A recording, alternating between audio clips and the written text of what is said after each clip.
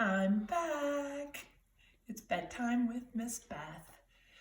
I'm not dressed as crazily as yesterday, but I have a fun book to share with you. It's Camilla the Cartographer. This is my reading buddy, Leah, down here. Yeah, I think she's going to be with us for the story today. Do you guys know what a cartographer is? Well, I had to look it up. A cartographer is a map maker. So the main character in our story, Camilla, makes a map to find the creek from her house on a snowy day. This map has been well used. It's a map of the great state of Colorado, and it shows hiking trails and national parks and state parks and county parks and all the fun that we have at our fingertips in Colorado.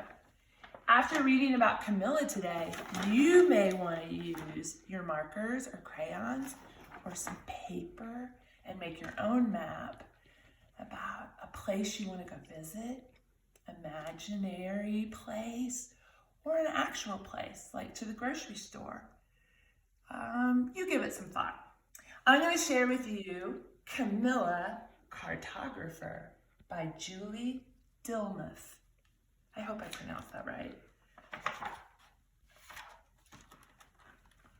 When the whirling, swirling snow dusted over the windows and silenced the forest outside, Camilla knew what she wanted to do. She arranged 3 boxes in front of the fire and opened her favorite collection. She's got 1 box and then 2 more boxes right there. So many maps, old ones on crisping paper with golden brown edges, glossy, vibrant new ones left behind by summertime hikers. She had mini maps and skinny maps, furled maps and folded maps. She even had maps of imaginary places. Then Camilla took out the most fascinating one of all, an ancient map of her own forest, fragile and faded and scented with time. Her whiskers quivered and her snout shivered. Her map says Val Nostra. That's a map of where Camilla lives.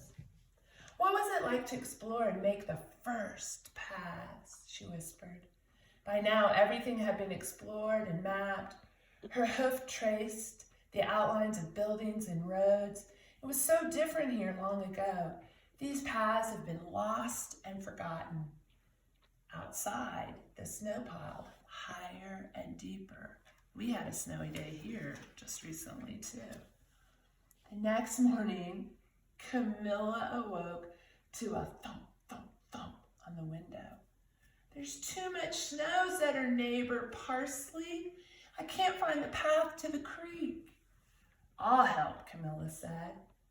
And they trammeled and tamped and trudged, shuffled, snuffled, and swooshed until they hit a door. We're back at my house, Parsley snorted. How will we get anywhere? This snow could take days to melt. Camilla dashed inside and rifled through a box.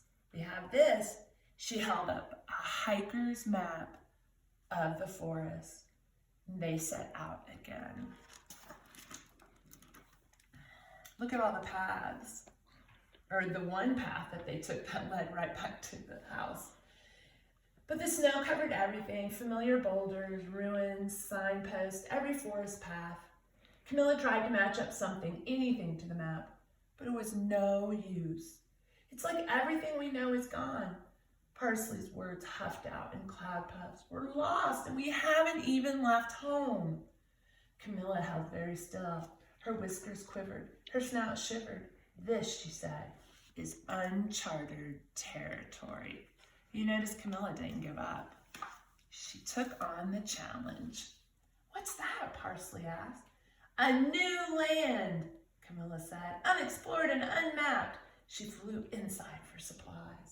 You're in charge of this, she said, handing Parsley a compass.